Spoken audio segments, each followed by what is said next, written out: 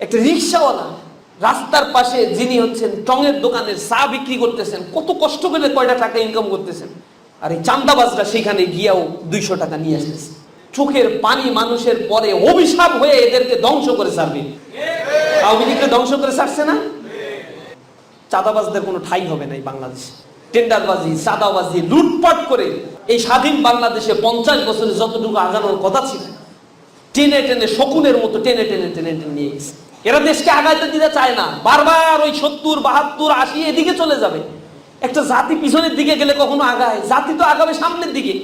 পৃথিবীতে তো অনেক দেশ এরকম স্বাধীনতা অর্জন করেছে। ভিয়েতনাম করেছে, সিঙ্গাপুর করেছে, হংকং করেছে, তাইওয়ান করেছে, মালয়েশিয়া করেছে, চায়না করেছে।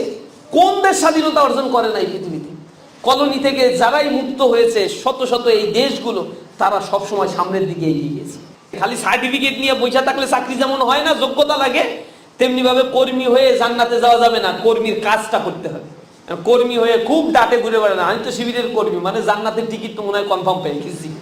কিন্তু না রে ভাই, জান্নাতের টিকিট কর্মী আর সাথী সদস্য হইলে পাওয়া যায় না। জামাত আর শিবির করলেই জান্নাতের টিকিট পাওয়া যায় না। কাজের মাধ্যমে জান্নাতের টিকিট নিশ্চিত করতে হয়। আদর্শকে কখনো মুছে দেওয়া যায় না। হিংসা বিদ্বেষ দিয়ে কোনো আদর্শকে ধ্বংস করা যায় না। যেটাই আওয়ামী লীগ 15 বছর রাষ্ট্রের সকল যন্ত্র সব কিছুকে ব্যবহার করেও সাপ্রেস করার চেষ্টা করেছে, পারছে ইসলামী ছাত্র শিবিরকে দমন করতে।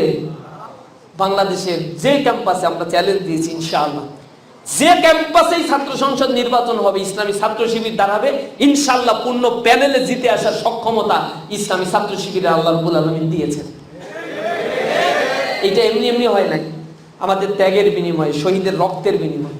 আমাদের ভাইয়েরা কাজ করেছেন, জেল জুলুমের শিকার হয়েছে, হাজার হাজার মামলা, 10,000 মামলা দেওয়া হয়েছে। আমাদের এই দেশটা শকুনের দৃষ্টির সার্ভেইলেন্সের মধ্যে থাকে সবসময়ের জন্য।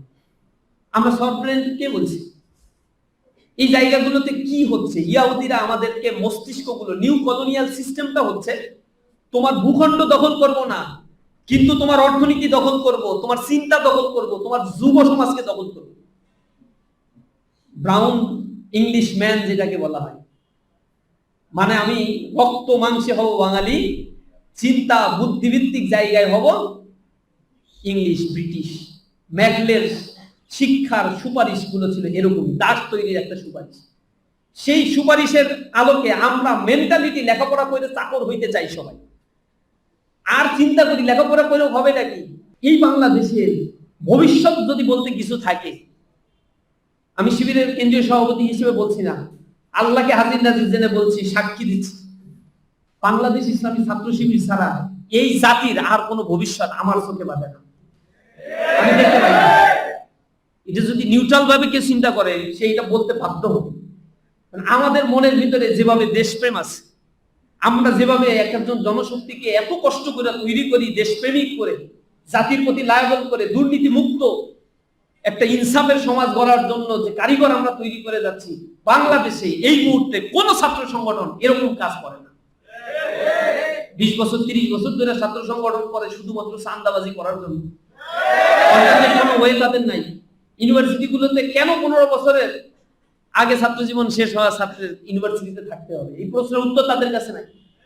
কারণ হচ্ছে 15 বছর আগে যারা তোমাদের সাথে লেখাপড়া করে বিদায় নিয়েছে, তাদের ছেলে মেয়ে হয়ে ছেলে মেয়ে বিয়ে দেওয়ার সময় হয়ে গেছে। তোমরা এখানে বসে আছো কেন? জাতি ভালোবাসে, তারা জাতিকে ভালোবাসছে, দলের আদর্শ ভালোবাসছে, কিন্তু খুবই ভেগ একটা আইটেম। যদি তাদেরকে কমিটিতে পদ না রাখা হয়, তারে কমান্ডার নিয়ে গালি দিত, ছাড়ে না এরা।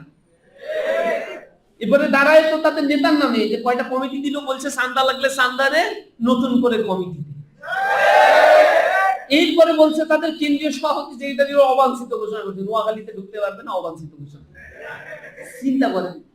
আমরা বলছি যে তোমরা যদি দলকেই ভালোবাসো, আর ক্ষমতায় যাওয়া যদি তোমার উদ্দেশ্য না থাকে, আর যদি তুমি এমন হয় যে তুমি এই দলটা করতেছো ভালোবেসে আদর্শ বাস্তবায়নের জন্য, দেশের জন্য, তাহলে কমিটিতে পদ না পাইলে কান্নাকাটি করার কি আছে? আলহামদুলিল্লাহ বলবা, দেশের জন্য কাজ করো। তা না, আসলে ওইগুলা হাল তেরা জাল মখসুস তেরা মাল, যে হাল তারা ধরে আছে এগুলো ভেদ। ওই হালের পেছনে আছে কোটি কোটি টাকার বাণিজ্য, সিন্ডিকেট, চাঁদাবাজি, টেন্ডারবাজি, এগুলো লুকিয়ে আছে। এবং দেশপ্রেম বিন্দু মাত্র নাই, টাকার কাছে সব বিক্রি হয়ে যায়, পাইলে তার পরিবারটারও বিক্রি করে দেয়। এরা সেই কিসিমের মানুষ। এই জায়গায় বাংলাদেশের ভবিষ্যৎ ইসলামী ছাত্র শিবির ছাড়া দ্বিতীয় আর কোনো ফোর্স এই দেশে নাই। এখন সেই শিবিরের সাথী সদস্যরাও যদি তাকে না তৈরি করে, তাহলে আগামীর প্রজন্ম জেন আলফাকে কিভাবে নেতৃত্ব দেবে, জেন জেড কে কিভাবে নেতৃত্ব দেবে? জেন জেড পড়াশোনা করতেছে না একটা মেজরিটি পার্সেন্ট, রেজাল্ট দেখলে তা বোঝা যাচ্ছে। পড়ার টেবিলে আসতে হবে। একটা জাতি কখনো মিছিল, মিটিং, সমাবেশ করে গঠিত হয় না। একটা জাতি তৈরি হয় তার মেরিটোক্রেসির মধ্য দিয়ে। মেধার মূল্যায়ন একটা জাতি যখন করতে পারে, তখন সে জাতি পৃথিবীকে নেতৃত্ব দিতে পারে। আমেরিকা তার নিজের দেশের মধ্যে যুদ্ধ করে না, সে নিজেকে নিরাপদ রেখে এরপরে আরেকজনকে অস্থির বানায় রাখবে, আরেকজন যেন গঠিত হতে না পারে। নিজের দেশে সে তৈরি করে রাখছে বড় বড় ইউনিভার্সিটি। ব্রিটেন তার নিজের দেশের মধ্যে তৈরি করে রাখছে বড় বড় university, Oxford, Harvard, Cambridge, California, Stamford. জ্ঞানের চর্চা করছে, মেধার চর্চা করছে, মেধাকে গবেষণায় উৎকর্ষতা সাধন করছে তারা। আর আমাদের মতো দেশগুলোকে নানা ধরনের কেওয়াস সৃষ্টি করে রাখছে, আন্ডার ডেভেলপ কান্ট্রি গুলো যাতে বড় হইতে না পারে, উৎপাদন করতে না পারে, তাহলে তাদের মার্কেট নষ্ট হয়ে যাবে। যে